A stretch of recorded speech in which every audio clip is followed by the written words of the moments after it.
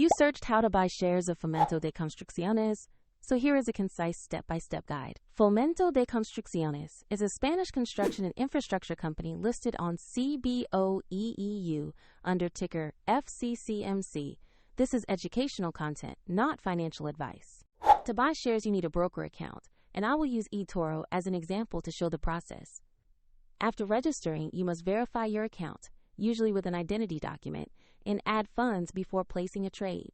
Use the platform's search bar and enter the ticker FCC.MC to locate the listing. Choose the result that clearly matches Fomento de Construcciones to ensure you have the correct stock. On the asset page, review the basic company information and the price chart to understand recent movement.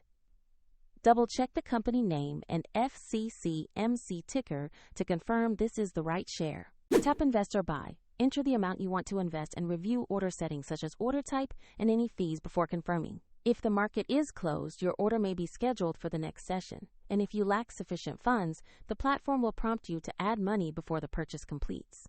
After the purchase, the position will appear in your portfolio where you can monitor it. A soft link to the eToro example is in the video description if you want to follow the same platform steps.